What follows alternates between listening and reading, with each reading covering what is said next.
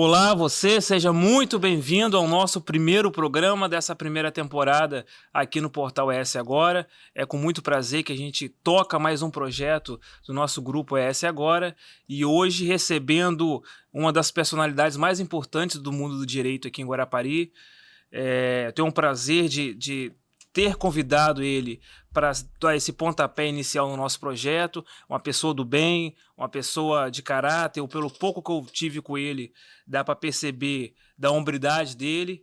E hoje eu tenho o prazer, a honra de começar esse podcast com você, Raniel, um advogado renomado, novo, dá para ver que é um garoto e já assume tantas responsabilidades. Seja muito bem-vindo e obrigado por topar começar esse projeto com a gente.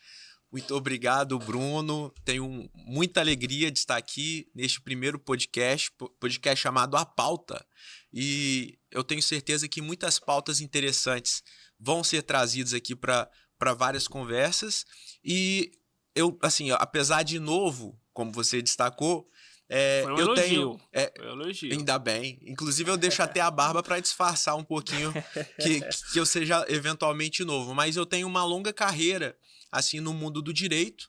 Eu já tive algumas passagens importantes pela Universidade Federal. Eu sou professor de uma faculdade aqui da nossa região, a Faculdade Anhanguera, professor e coordenador de curso, advogado, enfim, a gente vai falar muito sobre isso ainda durante essa nossa conversa. Show de bola. Só lembrando a galera que está acompanhando a gente que todas as quintas-feiras, às 8 horas, a gente vai ter um episódio do nosso podcast A Pauta. Essa primeira temporada nós vamos ter aí 8 programas, 8 episódios, e aí nós vamos tentar trazer pessoas que a gente consiga extrair informações, entrevistas de qualidade, que a gente consiga, né, ter o prazer de ouvir essas pessoas e que elas podem contribuir para a nossa cidade. Eu já começo, Raniel, te perguntando, antes até de entrar num lado mais técnico, mais jurídico, profissional mesmo de você, quem é o Raniel? Você nasceu aqui, sua faculdade foi aqui no estado mesmo, acredito que deva ter sido aqui, pela Federal. Quem é, o pessoal que está acompanhando a gente, que talvez não tenha contato com você, quem é o Raniel Dávila? Eu sou um capixaba que não é de Guarapari, sou do sul do estado. Venda Nova do Imigrante é minha cidade natal. Minha família é de uma região chamada Muniz Freire, ali especialmente de um distrito chamado Piaçu. Mas eu moro em Guarapari já há muito tempo, há mais de 2 décadas eu sou aqui de Guarapari. E sim, eu estudei Direito na faculdade, na Universidade Federal do Espírito Santo, em Vitória, na UFES, e desde então eu tenho trilhado a minha carreira no mundo jurídico. Fiz mestrado também na universidade e hoje sou professor na Faculdade Anhanguera, como eu até anteriormente anunciei, e coordenador do curso de Direito também da Faculdade Anhanguera.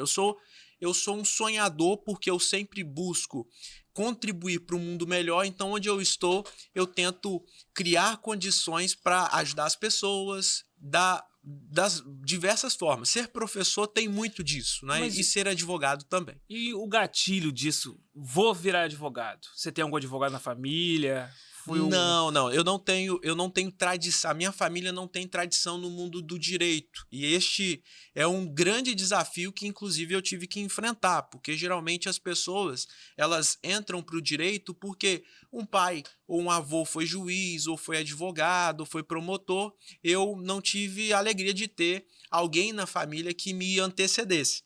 Mas eu sempre gostei muito de ler, sempre gostei muito de escrever, e além de gostar muito de escrever, eu vi no direito a possibilidade de, claro, além de ganhar dinheiro, porque esse é um sonho de todo adolescente, todo jovem, claro, mas também de poder contribuir com os outros. Afinal de contas, as pessoas sofrem uma série de violações dos seus direitos continuamente, seja um direito de moradia, seja um direito a alguma área social, seja algum direito à liberdade, e o advogado tem esse papel de contribuir para que essas pessoas acessem os seus respectivos direitos. A sua especialidade é? Eu sou civilista, então a minha área é mais voltada para o direito civil. Para quem não sabe o que é o direito civil ele é uma área do direito muito ampla. Então eu posso falar de contratos, eu falo da parte imobiliária, da parte de inventário. Então é uma área responsabilidade civil. Imagine alguém que eventualmente tenha sofrido um dano, a gente busca dano moral para essas pessoas. Então o direito civil é bastante amplo, por assim dizer. E eu fico muito feliz de poder ganhar dinheiro ajudando muitas pessoas a acessarem direitos. Bacana. A gente vai bater um papo hoje aqui, o que está acontecendo no mundo, política, Guarapari, mas tá acompanhando as Olimpíadas? Tô acompanhando as Olimpíadas, como todos os brasileiros estão. Capixaba pra caramba lá, né, cara? Tem muito capixaba. Que parece que cada ano que passa, cada ano de Olimpíada, parece que aumenta o número de capixabas. Talvez, né, o incentivo ao esporte local do estado, através do poder público. É importante a gente ter essa representatividade nas modalidades no mundo, né? O estado do Espírito Santo, nos últimos 20 anos, até mais um pouco, ele tem se diferenciado muito dos estados brasileiros, né, em termos de qualidade da administração pública. E, claro, a gente tem se destacado na educação, na saúde, em vários índices nós conseguimos perceber isso de uma forma muito clara. E quando o poder público chega junto ou se organiza, é claro que a gente vai colher bons frutos, inclusive no esporte. Você tem um momento marcante para você em Olimpíada? Ou no esporte como geral? Olha, nas Olimpíadas, vários momentos marcantes, não é? Assim, eu acompanhei muito o vôlei nas Olimpíadas. O Brasil foi várias vezes campeão olímpico, vôlei masculino, feminino, de praia e tal, ou de quadra.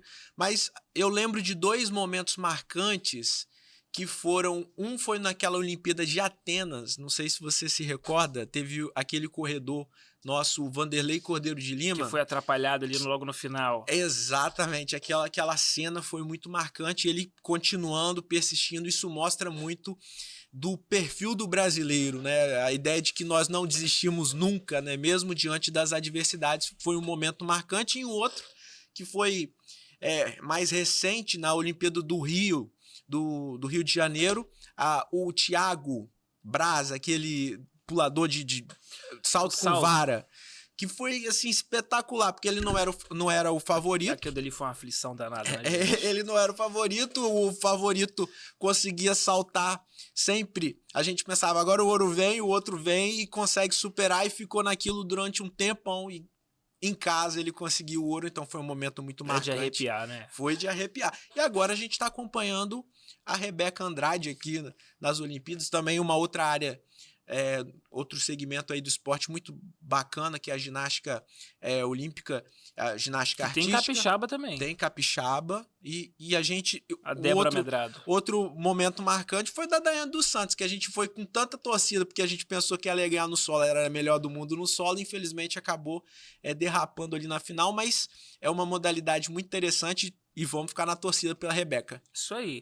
Voltando um pouco agora para a nossa área do direito, da advocacia, eu tenho uma dúvida, um negócio que me chama a atenção.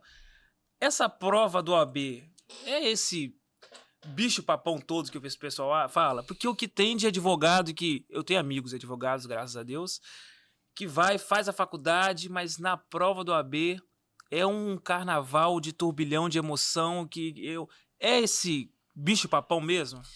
Eu diria que a prova da OAB é muito mais um teste de equilíbrio emocional para o candidato do que propriamente uma dificuldade de conteúdo. Não estou dizendo que a prova seja extremamente simples, não estou dizendo isso.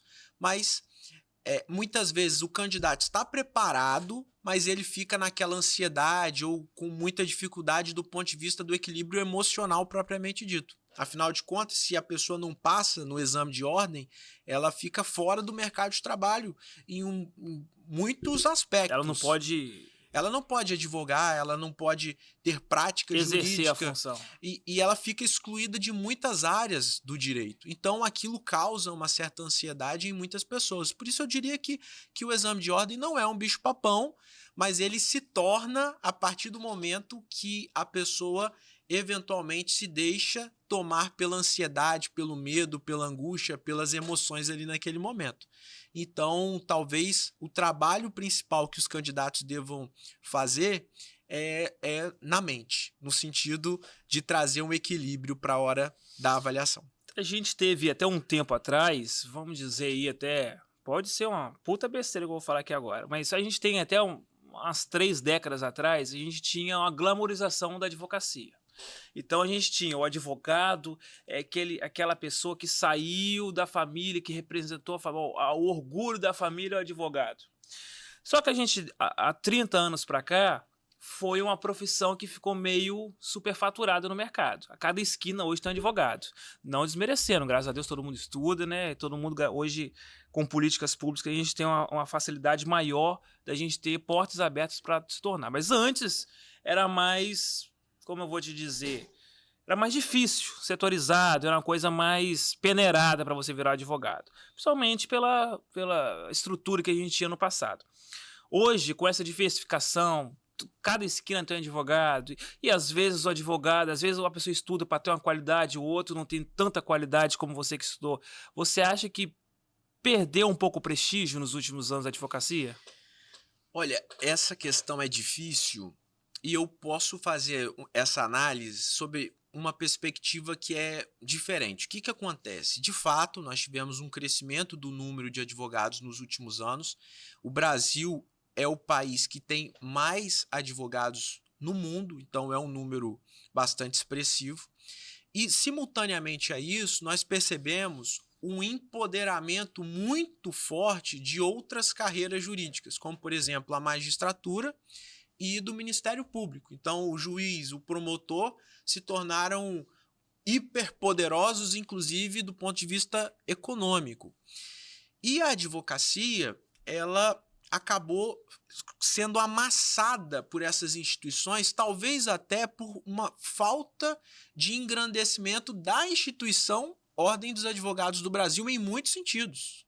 Então, veja, nós temos visto em vários aspectos no Brasil instituições que se engrandecem para cima da advocacia, até mesmo criminalizam a advocacia em muitos aspectos, e a ordem aqui, ou no Espírito Santo, ou em algum outro estado, ela não se coloca de uma forma a defender a advocacia como a advocacia realmente merece e deve ser defendida.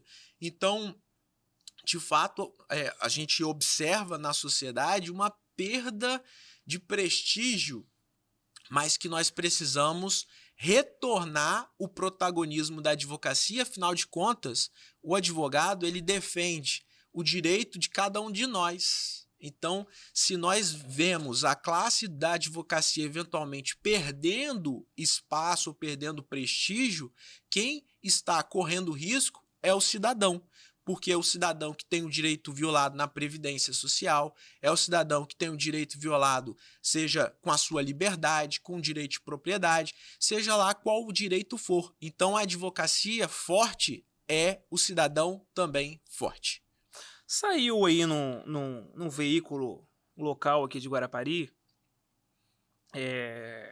está com cara de candidato, uma possibilidade de você se candidatar à presidência da OAB no estado. É verídico? Não é no estado do Espírito Santo. Deixa eu apenas explicar. É até bom que é uma oportunidade de você falar sobre isso, né? Isso. O que acontece? A Ordem dos Advogados ela é dividida, por assim dizer, no Brasil. Então você tem o Conselho Federal, os estados eles têm as seccionais e os estados se subdividem em algumas regiões chamadas subseções. Sim, eu tenho amadurecido muito a ideia de colocar o meu nome à disposição numa chapa para presidente da Ordem dos Advogados do Brasil, na 4ª subseção do Espírito Santo, que é a subseção que engloba Guarapari, Anchieta e Alfredo Chaves. Então nós temos essa região e saiu essa notícia, é uma notícia verídica. Nós temos amadurecido essa ideia, estamos conversando com muitas pessoas e, de fato, acreditamos que muitas coisas precisam mudar e melhorar na nossa região aqui da 4ª subseção da OAB. Você assumindo, qual que é as suas ideias para a OAB? Você falou que tem coisas para melhorar. Quais? Você consegue listar alguma desses itens, alguma dessas situações que a gente pode melhorar na OAB, principalmente aqui na nossa região? Excelente pergunta. E uma coisa que eu tenho sempre dito, quando nós queremos administrar algo, a gente precisa pegar o regimento, o estatuto dessa instituição e ver quais são as finalidades da instituição ou dessa organização. E a Ordem dos Advogados, ela tem o seu estatuto, tem o Estatuto da Advocacia, o Estatuto da Ordem dos Advogados do Brasil, que é uma lei federal, inclusive. O nosso desafio é fazer cumprir a lei, que nós observando o que está acontecendo aqui e ali, e também na 4ª subseção, nós não observamos o cumprimento desta lei federal, o Estatuto da Advocacia. Eu vou te dar alguns exemplos. Nós observamos para a ordem e vemos uma série de paradoxos, contradições que são muito ruins para a imagem da advocacia ou da instituição de classe, especificamente. Por exemplo, a OAB sempre lutou em favor da transparência. Transparência dos órgãos públicos, transparência do Poder Executivo, do Judiciário, do Legislativo, para que as contas fossem abertas, para que tudo fosse demonstrado às claras. Mas quando a gente vai e olha para a OAB, essa transparência praticamente não existe. A gente não sabe quanto que entra, quanto que sai, para onde vai o dinheiro, se é colocado com gasolina, com aluguel, com água, com luz. Não temos informações claras e demonstradas para todos nós advogados que pagamos uma anuidade caríssima, mais de R$1.000 de anuidade. Então, o primeiro ponto que a OAB precisa zelar é pela transparência. É mais de R$1.000 e não são poucos associados também. Não, não são poucos. Só que na subseção são mais de 900 advogados. Só na subseção, Guarapari, Alfredo Chaves e Anchieta. Então, o ponto da transparência, para mim, é fundamental. Mas não apenas. Vou te dar um outro exemplo. A OAB sempre lutou contra o nepotismo. Essa prática nas repartições públicas de uma autoridade nomear um parente, como secretário, como ministro, enfim, nomear parentes. E na OAB não existe vedação contra isso. Então, o presidente pega e sai nomeando seus parentes, coloca em tudo quanto é cargos pessoas extremamente próximas a ele. E nós achamos que isso é ruim, não é bom, não é saudável para a imagem da instituição esse tipo de postura. Então, eu poderia dizer que é uma ideia que nós temos acabar com esse tipo de prática, não é? Um terceiro ponto também fundamental, olha como eu estou falando de paradoxos da ordem, né? É a questão da alternância de poder. A ordem, ela busca zelar pela democracia, pelo Estado democrático de direito. E a ordem não tem limitação de reeleição. O presidente, ele pode ser reeleito quantas vezes ele quiser, como já aconteceu. Quase uma Venezuela. É quase uma Venezuela, como está acontecendo agora na Venezuela. Então, por exemplo... O presidente atual não vai me processar, não, pelo amor de Deus. É uma situação muito constrangedora. Então, a OAB defende a democracia, defende o Estado democrático de direito, mas o presidente fica se candidatando eternamente, querendo continuar naquele cargo. Então, o compromisso que a gente precisa assumir é que reeleição, no máximo, terceiro mandato, jamais. Não dá pra gente admitir uma continuidade eterna de uma mesma pessoa. Até para ter um rodízio entre os advogados, né? Mas dá mais possibilidade para outros advogados assumirem. Se uma pessoa, durante 6 anos, porque 2 mandatos são 6 anos, não conseguiu implementar as suas ideias na íntegra, ou faltou gestão, ou faltou incompetência, ou faltou competência, né? Porque em 6 anos é perfeitamente possível implementar todas as suas ideias. Então, a gente precisa impor esse tipo de limite, essa restrição ao poder. E, claro, um presidente, ele precisa ser combativo. Eu estava falando agora que a advocacia, às vezes, perde prestígio porque a ordem não se coloca de uma forma enfática em temas que deveria se colocar. Então, se o judiciário, se o Ministério Público, se uma determinada autoridade está se colocando de uma maneira que não está de acordo com a lei, a ordem tem que se posicionar de maneira dura, se preciso for, em defesa das prerrogativas dos advogados. Porque a gente costuma dizer que as prerrogativas da advocacia não são do advogado, são do cidadão. Porque o advogado, ao exercer a advocacia, está defendendo alguém, algum direito que está sendo violado. Então, quando a ordem não se coloca de uma maneira enfática, bem posicionada e com os recursos que a lei, os instrumentos que a lei coloca à disposição, se a ordem se omite, quem vai ser atingido é o advogado e, claro, é o cidadão. Por isso, um presidente precisa ser bem combativo e enfático na defesa das prerrogativas. E o principalmente, né? Dar exemplo. Precisa dar exemplo. Precisa dar exemplo. Então, tudo isso que a gente acabou de comentar, e claro, aqui a gente está numa conversa. A ideia é que se construa todo um projeto, todo um plano para melhorar as condições da advocacia. E o presidente, você disse muito bem, ele precisa ser exemplar. Então, se a advocacia, a ordem, luta contra o nepotismo, o presidente não pode nomear um parente. Se a ordem luta a favor da transparência nos espaços de poder, nos espaços públicos, a OAB tem que dar o exemplo, tem que ser a primeira a abrir as contas, a tornar tudo público. Então, é preciso haver ética nesse sentido em que o presidente se coloca como exemplo para a sociedade. Bacana. Você está em Guarapari há quanto tempo? Olha, eu teria que fazer um cálculo aqui agora de cabeça, mas você uns 25 anos. Então você veio criança pra cá, então. Você deve ter uns 35, uns 32. Eu faço 33 esse ano. Eu já fui mais velho, depois voltei pro mais novo, saí bem, fui na média. Não é bom a gente falar a nossa idade, porque quando a gente começa a ficar mais velho, daqui a pouco o pessoal vai ficar gravado, a gente não consegue nem dar uma reduzida. Você já vai fazer o cálculo da sua entrevista pra frente. Agora eu perguntei a sua idade pra perguntar o seu tempo de município, seu tempo de Guarapari, e nós estamos aí à véspera de uma eleição.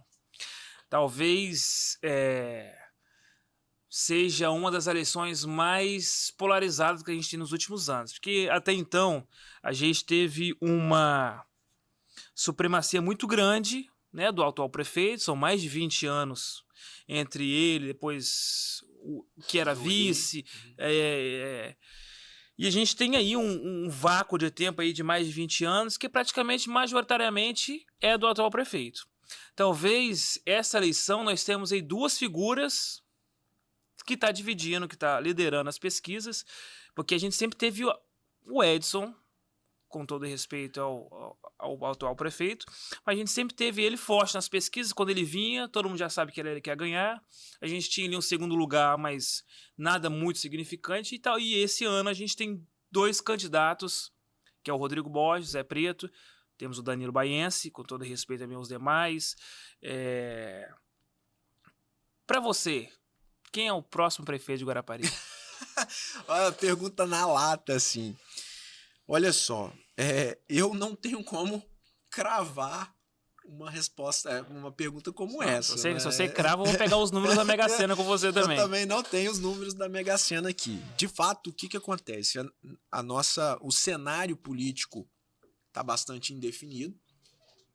Pelo que a gente ouve falar das pesquisas aí, de fato, há uma dualidade forte entre o Rodrigo Borges e o Zé Preto, o candidato Zé Preto, não é? Então, vai ser uma campanha muito, muito dura e interessante. Claro que os dois têm seus pontos positivos, claro que há pontos de crítica, todo mundo tem, obviamente, não é? O Rodrigo, por exemplo, ele é advogado. O Zé Preto é um cara do povo, extremamente articulado, tem uma estrutura muito grande, não é? O Rodrigo é um cara que, durante esses anos, tem se construído muito nas redes sociais, tendo um discurso mais popular no sentido da saúde, que é um gargalo da cidade, então ele se popularizou ali nas redes sociais.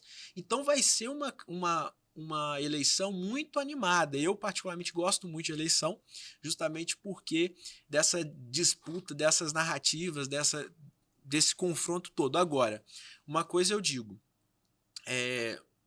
por exemplo, o Zé Preto é deputado, então já tem uma força bem relevante. O Rodrigo é vereador e ganhou muita força agora nesse período até de crítica à atual gestão. Mas eu sempre digo o seguinte, como você bem destacou, a gente não pode desprezar outros candidatos. Acredito que os dois... Você tem os dois que estão na frente na pesquisa. Acredito que os dois vão realmente disputar, mas não podemos esquecer do candidato prefeito. Como você disse bem, Manuel, o prefeito Edson, ele está no protagonismo da política aqui de Guarapari há mais de 20 anos. Né? Ele se elegeu 4 vezes e fez um outro prefeito, não é? Numa época conturbada para ele, que ele estava com alguns problemas, inclusive com a justiça. Então, veja, mesmo diante de toda a adversidade, ele conseguiu continuar durante muito tempo, algo que eu particularmente nem acho bom, essa continuidade por tanto tempo. Mas se ele tem esse poder e este carisma para a população, a gente não pode descartar o candidato dele aqui tão cedo, né? A gente está chegando a agosto agora, né? Dia 1º agora. As eleições são em outubro. Acho que o Rodrigo e o Zé Preto, 2 amigos, inclusive, devem brigar, mas o candidato prefeito a gente não pode descartar tão cedo, não, porque o prefeito Edson tem uma força muito grande ainda no município. E ele e a Tamily, que é uma pessoa até muito querida, né, pro pessoal aí da educação.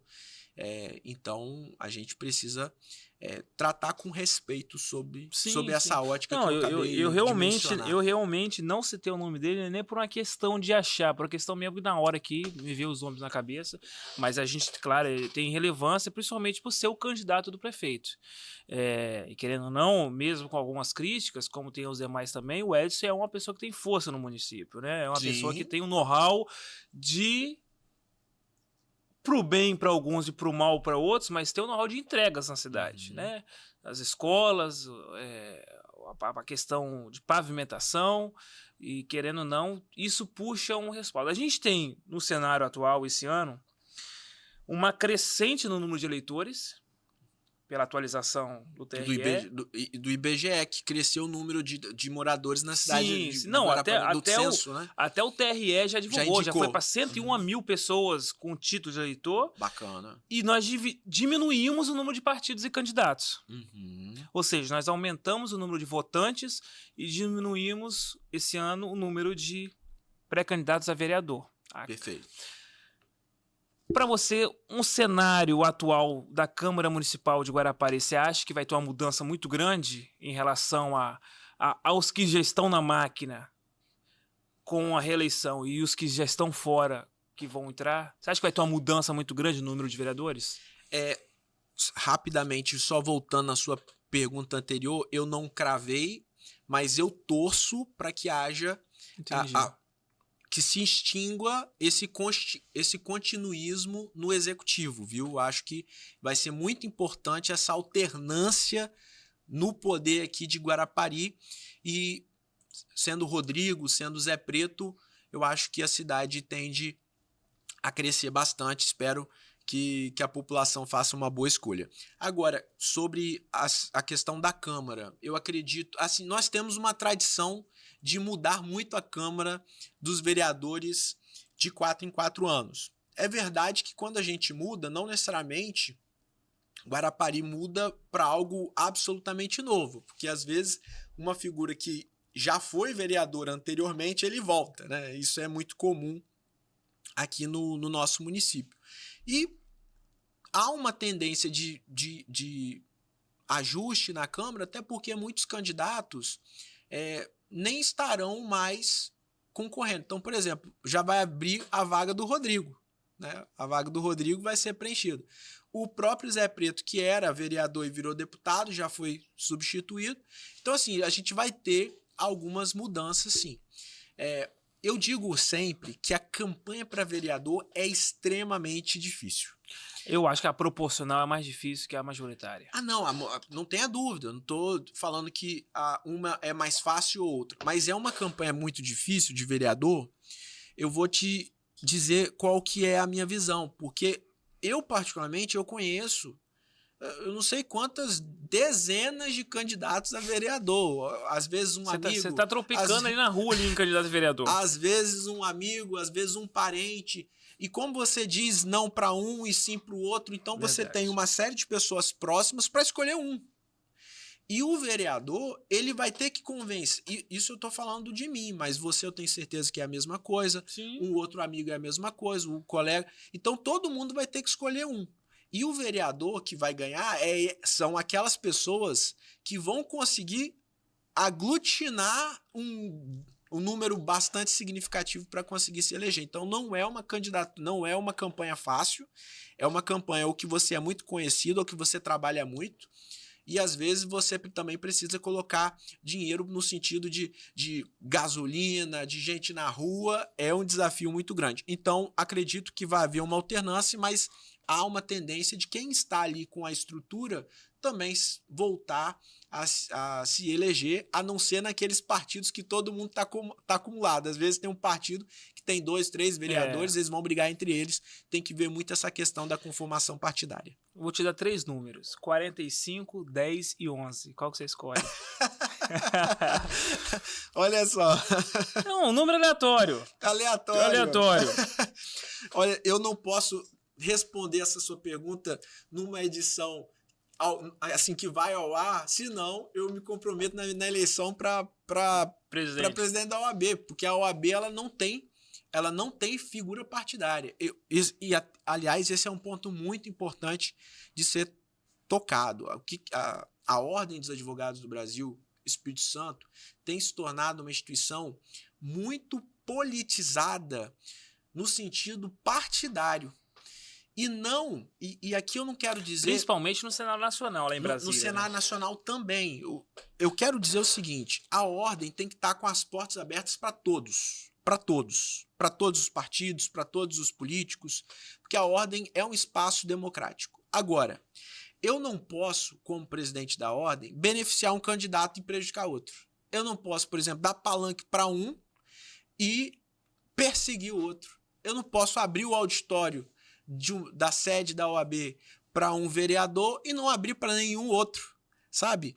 Então, se for abrir o auditório para um, que seja para todos quanto quiserem.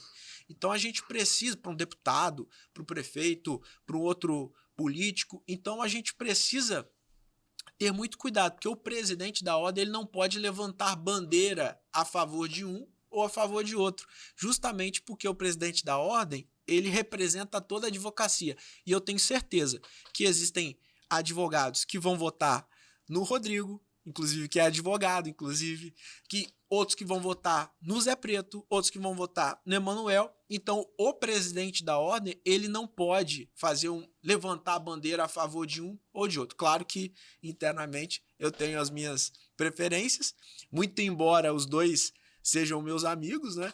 Mas a gente não pode fazer uma divulgação pública como essa. Viu? Então, não vou falar se é 11, se é 10, se é 45. É claro que foi uma brincadeira que eu fiz com você, é claro.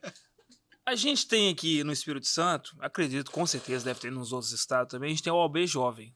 Uhum. Inclusive, uma grande amiga minha estava à frente, que é a Tainá Coutinho. Estou fazendo propaganda aqui.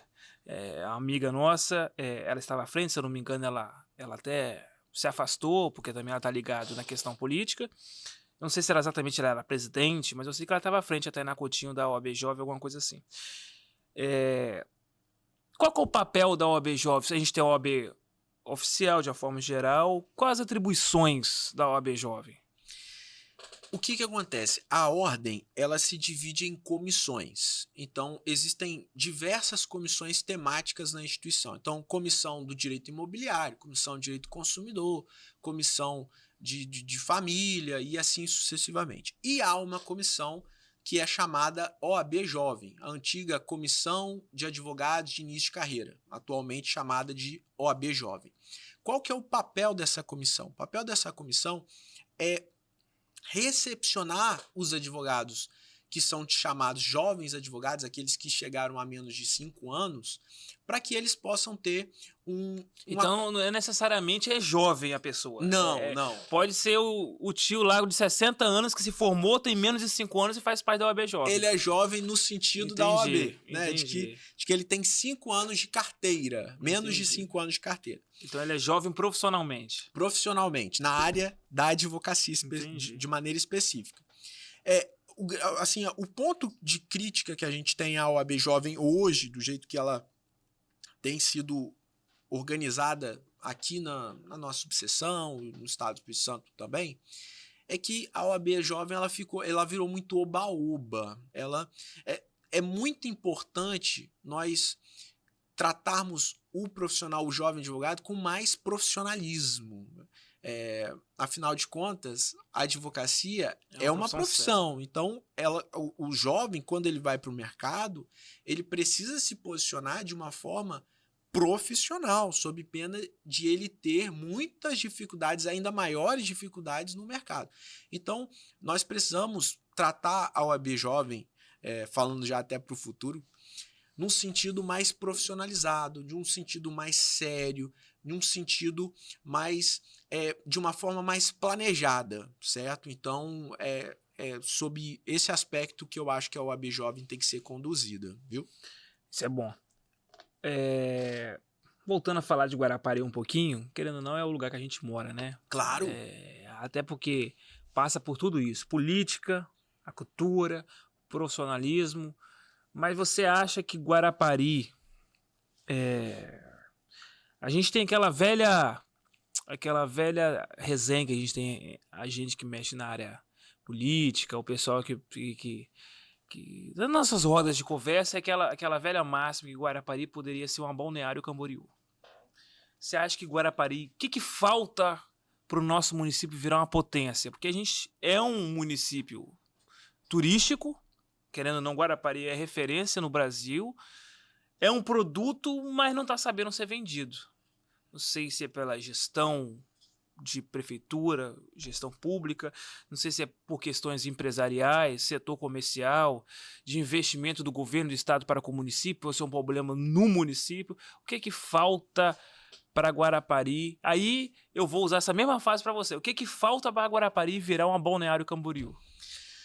Olha, primeiro que a gente precisa reconhecer que Guarapari já avançou bastante se nós pegarmos, por exemplo, a década de 90 e tal. Brasil, sem dúvida. Guarapari teve um avanço muito significativo. Hoje nós vemos muitas escolas bem estruturadas, você falou do asfalto, a cidade toda um percentual bem alto é asfaltado. Então a gente tem uma estrutura melhor do que nós já tivemos atrás.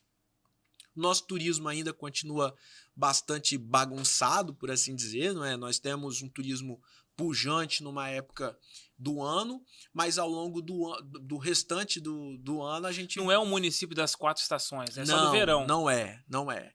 Então, o que falta para Guarapari? E veja, Guarapari tem muitos potenciais. O que eu estou pontuando aqui é meio óbvio, mas a gente às vezes precisa repetir o óbvio para que a gente visualize melhor o cenário. Guarapari tem praias lindíssimas, Guarapari está próximo e tem montanhas, Guarapari tem um interior que é muito interessante também, poderia ser feito um turismo ali de interior, de campo, muito agronômico, um agroturismo seria possível de fazer um investimento legal nisso. Guarapari tem um fundo do mar que também é destaque no cenário nacional. Enfim, nós temos muitas potencialidades. O que falta para Guarapari, na minha concepção, e em boa medida o que falta ao Brasil também, mas vamos falar de Guarapari para ser mais local. Falta um plano de desenvolvimento. O que a gente tem? Nós temos aqui nos últimos anos boas ideias sendo implementadas, uma ideia aqui, uma ideia acolá, mas nós não temos um plano todo pensado de desenvolvimento. Então, um plano para o turismo. O que é o turismo em Guarapari? O turismo deixe chegar na época para os turistas chegarem e lotarem as casas de veraneio. É essa a ideia de turismo. Não há um uma profissionalização dos profissionais que aqui estão, não há um investimento na educação, cursos de turismo, não há uma organização da cidade para receber de uma forma organizada, sabe, com roteiros turísticos bem delimitados. Não há, por exemplo, um plano educacional da cidade bem estruturado. Então falta um plano, de fato, de desenvolvimento do município, que pense no saneamento básico, que pense na educação, que pense na saúde. Nós não temos hospital. No ano de 2024, nós não temos hospital. Uma cidade que fica no verão com mais de 1 milhão de pessoas, em que nós temos problemas crônicos se repetindo todo ano. Então, veja, primeiro que eu não tenho a ideia de que a iniciativa privada vai resolver o problema da cidade de Guarapari. Isso não aconteceu em lugar nenhum do mundo. A iniciativa privada é um parceiro muito importante. É preciso que o poder público esteja com as mãos dadas com a iniciativa privada. Mas quem tem que puxar o desenvolvimento do município é o poder público por meio de um plano, não é? Foi o que aconteceu, assim, quando a gente olha para o mundo, grandes exemplos de desenvolvimento ocorreram quando o Estado resolveu puxar o desenvolvimento. A gente pode citar a Coreia, a gente pode citar a Alemanha pós-guerra, a gente pode citar o Japão. O próprio Estado de Israel foi puxado por todo o investimento, por todo um planejamento. Quando o Estado puxa com planejamento, começo, meio e fim, estratégias, planos de investimento, incentivos fiscais nas áreas corretas, aí nós temos o desenvolvimento. Eu acho que falta isso para a cidade ser pujante, para a cidade ser uma Balneário Camboriú. Acho até que nem precisa. Acho que Guarapari tem tem potencial de passar Balneário, viu? Porque se você for em Santa Catarina, Balneário, é óbvio que tem mais. É uma praia. Guarapari não. Guarapari tem uma porrada de praia, mas nós temos 5, 6 praias, uma diversidade de locais de praia, fora os pontos turísticos, fora a possibilidade que você vai da montanha à praia em 30 minutos, né? Nós temos aqui vários prédios públicos abandonados, históricos. Eu não preciso citar aqui. A Casa da Cultura tá ali caindo aos pedaços. A gente tinha uma biblioteca pública que está abandonada. Nós tínhamos, agora que o governo Casagrande, agora não é o governo do estado, está com um projeto ali no Rádio Hotel, mas quanto tempo ficou abandonado o Rádio Hotel? Nós temos as igrejas antigas também, ruínas, abandonadas. Tudo isso, além de ser história da nossa cidade, são pontos que, se nós tivéssemos um plano de desenvolvimento, seriam roteiros turísticos. As areias monazíticas seriam um ponto turístico. Enfim, nós precisamos pensar a cidade sob esses vários aspectos, não é? Então, é o turismo é o agroturismo? É um ponto que a gente precisa investir e divulgar. Nós temos aqui, nós temos hotéis interessantes, como, por exemplo, o Hotel Flamboyant é um hotel que tem toda ali uma estrutura muito bacana no interior da nossa cidade. Nós temos aqui... Eu até, de vez em quando, eu gosto até de divulgar isso. Não tem aquele iogurte Tatá? Sim. É uma delícia aquele iogurte. Isso, não me engano, é daqui, né? E é daqui. Então, veja, e como que eu descobri isso? Vendo o rótulo. A gente tem laticínios aqui em Alfredo Chaves, aqui do lado. Vende pro Brasil todo e às vezes a gente não sabe que é da terra. Falta um calendário de eventos. Nós temos a Esquina da Cultura, mas o que a gente tem em fevereiro, em março, em abril, em maio, em junho? Porque as cidades turísticas que se organizam e que se preparam, que tem o turismo o ano inteiro, elas têm um calendário de eventos. Ela tem todo um planejamento para isso. Então a gente não consegue perceber isso na cidade de Guarapari. Muito potencial tem, mas precisa pensar bem a cidade. E para pensar bem a cidade, Bruno, uma coisa que eu tenho falado muito, assim, falado para dentro da ordem, mas isso se aplica no município, no poder público. É preciso dialogar. É preciso ouvir as pessoas. É preciso dialogar com a população. Quais são as necessidades que a população lá de Jabaraí está tendo? Lá de Perocão, lá do Bico do Guará, né? Agora era o antigo Bico do Urubu. Quais são as necessidades que as pessoas estão tendo? Um governante, ele precisa empoderar as pessoas, dar força para os conselhos, ouvir as várias instituições, as associações, as igrejas. É preciso ouvir o ensino superior, as escolas, as faculdades. Nós temos 2 faculdades aqui maiores, né? O Instituto Federal do Espírito Santo e a Faculdade Anhanguera. Todos esses atores precisam ser colocados neste grande palco democrático de discussão do que é melhor para a cidade. Mas nós não vemos isso. Então, acaba sendo uma decisão de cima para baixo, de acordo com a sua eventual própria vontade, e acaba que a cidade não evolui como nós gostaríamos. Mais uma vez, não estou dizendo que nós não avançamos, mas nós poderíamos avançar muito mais. Rapaz, o que está acontecendo na Venezuela, hein, cara? A gente falou agora há pouco sobre a perpetuação no poder e é um cenário meio obscuro, é um negócio meio estranho. Vimos um filme recentemente aqui no Brasil, independente de ideologia política, mas o que está acontecendo na Venezuela juridicamente? Que essas eleições bate com o resultado? Olha, o que está acontecendo na Venezuela é resultado de uma série de atos que atacam a democracia. Nós temos percebido no mundo várias organizações e várias lideranças que têm atacado a democracia, e aqui não tem essa de eu sou de direita, eu sou de esquerda. As pessoas lá, porra. Essa questão de sou direita, esquerda. Não, a gente vê ditaduras sendo levantadas de gente que é de direita, gente que é de esquerda, gente que é do centro, de tudo quanto é ninguém quer largar o poder, a verdade é essa. Então a gente percebe que a democracia ela está em risco. E na Venezuela não é diferente. Um ponto que a gente pode perceber de que a democracia venezuelana está se deteriorando é a questão da perpetuação do poder ad eterno. Veja, o Maduro foi para o 3º mandato. Eu tenho falado muito. Reeleição no máximo, 3º mandato jamais. Porque quando a pessoa se perpetua, ela aparelha as instituições. Então, a ideia básica de uma democracia, aí a gente volta até a Revolução Francesa, é a separação de poder. Quando você vai concentrando na figura de uma só pessoa, e como que ele concentra? Quando ele permanece muito tempo, que ele coloca os magistrados que ele quer, ele consegue eleger quem ele deseja, ele consegue nomear muitas pessoas na estrutura de Estado, e aí vai concentrando. Então aquela ideia de separação de poder executivo, legislativo e judiciário, acaba se desfazendo, porque ele tem o controle de tudo.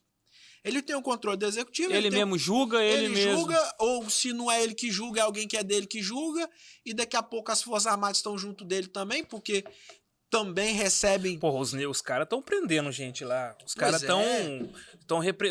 Ontem mesmo saiu o vídeo de gente da oposição sendo sequestrada. Os caras estão carregando os negros, botando dentro do carro e caiu, ó.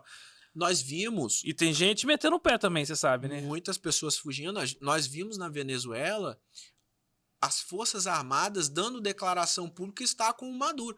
Ora... Forças Armadas não são uma entidade, não são uma instituição política, é instituição de Estado. Força Armada não tem que estar com o governo, tem que estar com o país. Por isso que em várias democracias o poder, o exército, a marinha, a aeronáutica não pode nem se candidatar, não pode se manifestar sobre política.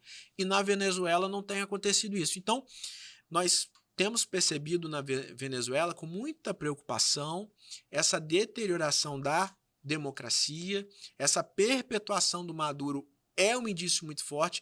Essas eleições estranhíssimas que aconteceram recentemente, o Maduro não quer entregar as atas eleitorais, não quer tornar públicas as atas eleitorais, que o Maduro expulsou pessoas que estavam lá como atores internacionais para acompanhar as eleições venezuelanas. Os representantes do Brasil, do TSE, que foram praticamente expulsos pelas falas do presidente Maduro. Então foram muitas coisas que aconteceram nos últimos tempos que evidenciam que a democracia na Venezuela está muito sob risco. Não é? Eu espero e torço muito, porque a Venezuela já foi um país muito rico aqui na nossa região, um país rico em petróleo, talvez seja o país que mais petróleo, mais reservas tem aqui da América Latina, mas entrou num buraco que parece que não tem fim, talvez pela ganância daquele que não quer largar o osso, como você bem disse. Rapaz, e é uma situação que você fica olhando, quem chega no poder não quer largar. Né? E você vê um país como a Venezuela que tinha tudo para ser uma potência, porque querendo ou não, né, petróleo, a gente tem muita. Agora, eu fico olhando algumas situações, por exemplo, o Brasil ainda não, até hoje, quarta-feira, dia 1º, o Brasil ainda não confirmou a eleição na Venezuela. Né? O presidente Lula ainda não legitimou essa eleição, não fez nenhum tipo de declaração. Pelo jeito, o papai lá vai tocar o barco, o negócio vai continuar, ele não vai sair de lá tão cedo. Enquanto um Estados Unidos da vida não se meter nisso aí, ele não vai sair de lá tão cedo. Eu particularmente Ele vai ser um Fidel Castro? Eu espero que não é? Fidel ficou por décadas, né, no poder ali em Cuba, não é? Eu espero que isso não aconteça com a Venezuela, mas eu também não sou daqueles que defendem a guerra, não é? Eu não acho que os Estados Unidos, ou seja lá qual outra potência militar, não acredito que pela guerra a gente vai resolver alguma coisa. O país não tem que intervir no outro desta maneira. Cada um tem que encontrar as soluções para os seus problemas. Agora, cabe ao cenário, aos países, né, à comunidade internacional, fazer pressão, sim. É preciso haver um esforço coletivo. Espero que o Brasil também adira a este movimento de repulsa ao que está acontecendo na Venezuela, mas é preciso haver uma força internacional para ajudar os venezuelanos, né? Porque agora a gente tem que ficar preocupado com a população, com as mulheres, com os homens, com os trabalhadores, com os cidadãos, porque pessoas estão morrendo, pessoas estão empobrecendo, e pobreza significa também perda de qualidade de vida, violação de direitos humanos e uma série de outros problemas que a gente precisa torcer que isso não aconteça na Venezuela, não é? A gente comentou agora dos Estados Unidos, mas o negócio não tá muito bonito lá também por agora, não. O homem lá quase foi pro vinagre, passou na orelha, mas aquilo ali, a eleição dele tá ganha com aquela situação ali, não tá? Olha, ele foi por pouco, né? Foi por pouco ali. Diz que ele tá, rapaz, é uma coisa impressionante, né? Diz que os estudos que foram feitos após diz que ele tava olhando pro gráfico. Olha, ele virou para olhar pro gráfico e a bala passou na orelha. Olha só. Rapaz. Questão de milésimos de segundo, né? Olha, as pesquisas, elas indicam o favoritismo do ex-presidente, candidato Donald Trump, né? Pelo que as pesquisas indicam, há um certo favoritismo. Mas o outro tiozinho lá também não tá pra lá de Bagdá também. O Biden não estava ajudando, né? O Biden, ele não foi um presidente assim de todo ruim. Se você pegar os números da economia americana e tal, tem dados positivos. Mas o Trump, ele tem um discurso muito nacionalista, e o americano, ele é nacionalista, né? Você vê nas Olimpíadas como que eles entram nas disputas e tal.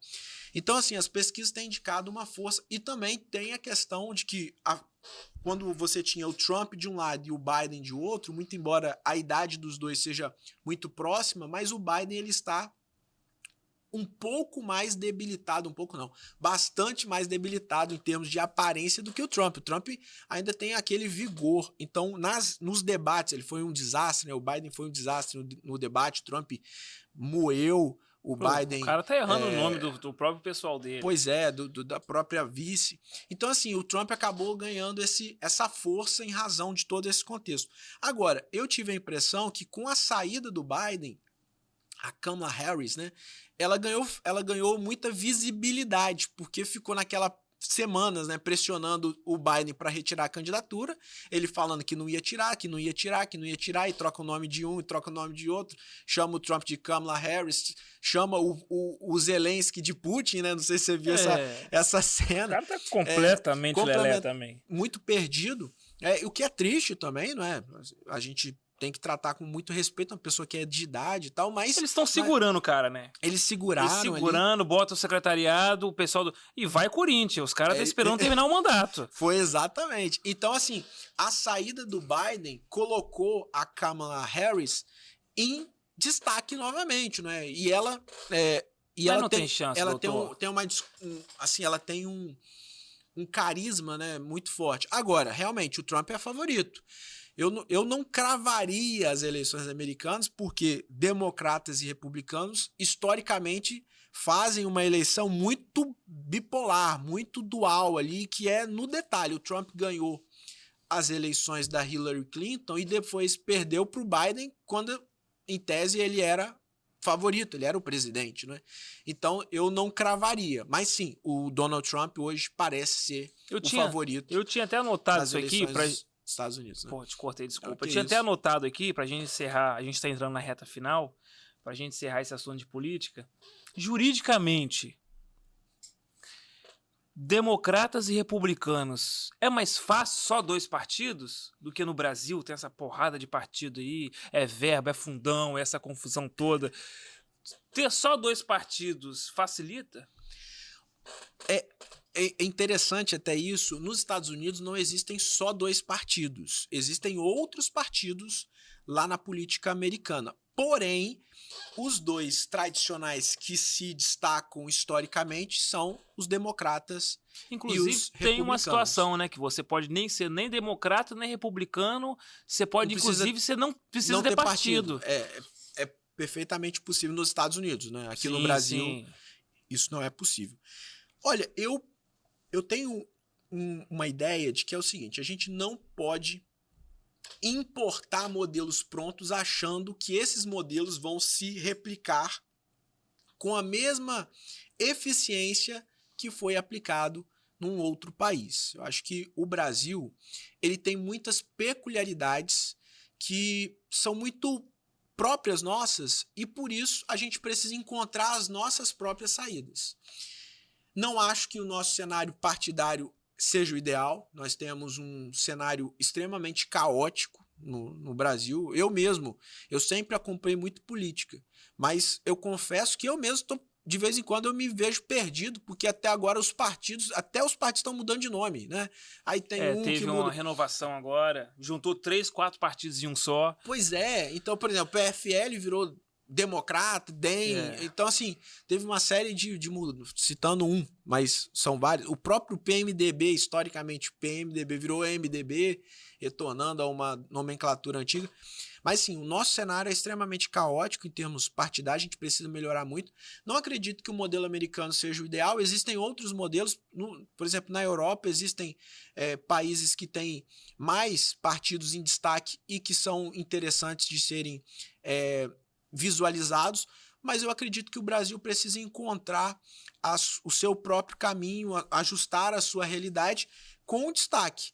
Do jeito que hoje nós encontramos não é o ideal. A gente tem muitos partidos, e uma coisa que me angustia no Brasil é que falta ideologia partidária aqui no Brasil. Então, por exemplo, às vezes aqui na nossa cidade isso é muito forte. Às vezes o candidato ele vai para um partido sem ter nenhuma identidade ideológica com aquele partido, mas pelo simples fato de que é mais fácil se eleger naquela determinada agremiação partidária. Então isso é muito ruim, porque aí o próprio eleitor não sabe qual é a ideologia nem do candidato, nem do partido. Né?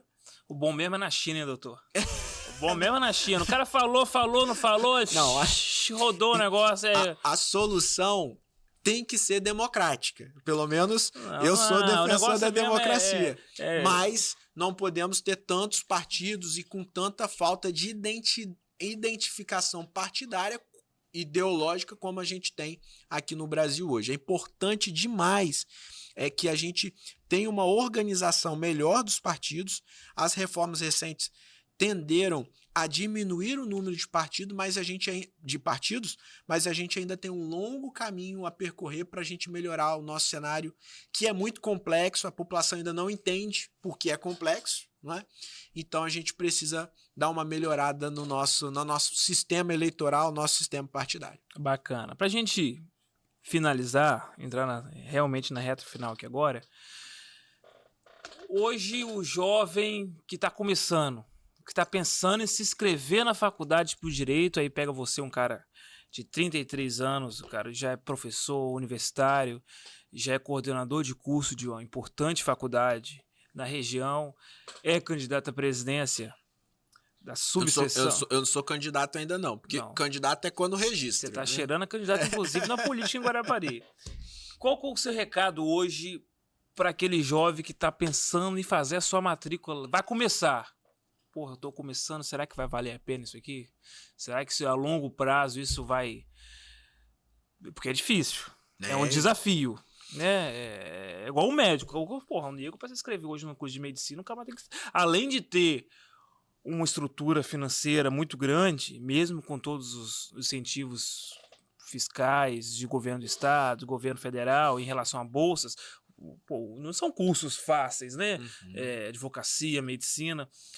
Qual mensagem que você deixa para aquele jovem que está começando hoje?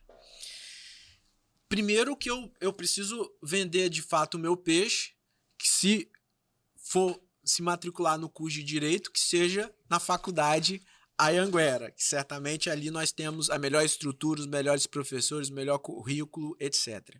Mas a mensagem é de esperança. Eu acho nós temos muitos desafios na nossa sociedade, a gente falou de vários aqui, vários gargalos, vários problemas que nós temos, mas o direito ele permite que nós todos sonhemos com um futuro melhor. Um futuro para aquele que está entrando nessa carreira. Se for advogado, eu costumo dizer que a advocacia é a profissão das esperanças. E é a profissão das esperanças por quê? Porque eu, como advogado, quando eu me torno advogado, eu tenho a esperança de um futuro melhor para mim. Financeiramente, em termos de dignidade humana, de estrutura familiar, etc. Mas também a advocacia é a profissão das esperanças, porque é a esperança daquele que teve um direito violado ter acesso a um benefício da Previdência, por exemplo, a um direito de propriedade, a um direito social, a liberdade, ou seja, a advocacia é a profissão das esperanças porque ela pode potencializar, fazer com que pessoas que tiveram seus direitos violados sejam, então, respeitados e correspondidos. Então, eu trazendo aqui para quem deseja fazer direito, eu diria que é preciso se dedicar, é preciso se esforçar muito, mas para vencer na vida a gente precisa se esforçar e se dedicar. Então, tenha esperança, porque eu acredito... E uma coisa, esperança não do verbo esperar, acomodado, parado, mas esperança do verbo esperançar, quer dizer, arregaçar as mangas, trabalhar, porque o sucesso ele pode vir para aquele que labuta. Poxa, doutor, obrigado. Queria te agradecer você ter topado. Quando a gente formou os nomes dessa primeira temporada, a gente não teve dúvida da gente começar com você. A gente tem um grande amigo comum, o Lincoln. Lincoln é o querido. Lincoln é um parceiro nosso. E grande articulador da política local. Excepcional. Aquele dali, se te encontrar na rua, você duro, ele pega R$50 com você emprestado. Ele é um artista. Aquele dali, ele articula, gente boa, coração bom, super honesto. Foi nosso aluno, viu? Vou até fazer propaganda aqui. Foi nosso aluno, passou na ordem, é advogado hoje. Ele é advogado. E carrega aquele emblema da OAB numa orgulho aquilo dali. Ele chega a estufar o peito quando tá andando na rua. Mas obrigado mesmo, a gente agradece que teve esse tempo. Uma quinta-feira chuvosa aqui em Guarapari. Podemos ter outras possibilidades, outras oportunidades mais adiante. A gente tem outros projetos no portal ES Agora e a gente tem a possibilidade até de montar uma coluna semanal em relação a direito. São coisas que a gente vai conversar mais para frente, mas queria te agradecer de qualquer forma por você ter disponibilizado o seu tempo para estar aqui com a gente e tenho certeza que foi um bate-papo muito legal. Bruno, muito obrigado, eu que agradeço, eu que fico muito feliz de ter sido aí esse entrevistado, não sei nem se esse é o termo no podcast, um convidado. Nosso convidado. Fico muito feliz de ter sido o primeiro. Eu acredito que para nós mudarmos a nossa realidade, E a gente falou de várias realidades. A gente falou da realidade de Guarapari, nós falamos da realidade da OAB, nós falamos do mundo. Nós precisamos nos colocar à disposição do nosso próximo. Nós precisamos trabalhar em favor das pessoas. Nós precisamos ajuntar as pessoas, planejar, fazer projeto e executar. Então, eu acho que o que nós conversamos aqui hoje, em poucos minutos, a gente poderia ficar aqui horas conversando, mas obviamente a gente não tem essa disponibilidade de tempo. Isso mostra que todos nós temos a esperança de uma cidade melhor, de uma OAB melhor, de um Estado do Espírito Santo melhor, de um Brasil melhor e de um mundo melhor. E se nós trabalharmos todos juntos, colaborativamente, nós podemos alcançar isso. E eu queria só terminar dizendo o seguinte: agosto é o mês da advocacia. Agosto é um mês, nós temos o Dia do Advogado em agosto. E a advocacia é essa profissão tão inspiradora, tão destacada na sociedade, justamente porque é o advogado que defende aquela pessoa que, assim, que ninguém está olhando por ela. É o advogado que vai dar as mãos. O defensor público tem um papel muito importante, também faz né? parte da... Mas, além do defensor público, vários advogados particulares que ajudam em diversas outras pessoas, em diversas situações, inclusive recebendo, porque também nós somos trabalhadores e somos dignos de receber o salário. Então eu quero deixar um grande abraço para todos os meus colegas advogados, porque o mês da advocacia merece uma grande parabenização a todos nós que somos profissionais das esperanças. Parabéns a toda a advocacia. Já fez uma média já com a galera, com os colegas, né? Doutor, se vir realmente registrar, boa sorte na sua candidatura. A gente tem certeza que a OAB vai estar muito bem representada se vir o senhor a ocupar esse cargo de presidente. Obrigado mesmo. E as portas do nosso portal, do jornal, tanto como nós somos multimídia, tanto do portal, a gente está sempre de portas abertas aí para os projetos da OAB e conte conosco sempre. Obrigado mesmo. Muito obrigado. É isso aí, galera. Hoje nós estivemos com ele. É um prazer ter dado esse pontapé inicial com o Dr. Raniel. Na quinta-feira que vem a gente está de volta com um novo convidado e você vai poder acompanhar tanto o podcast como todas as informações de Guarapari e principalmente da região metropolitana lá no site portal es.com.br. Beleza? Valeu, grande abraço, você que esteve com a gente até agora. Valeu! Show?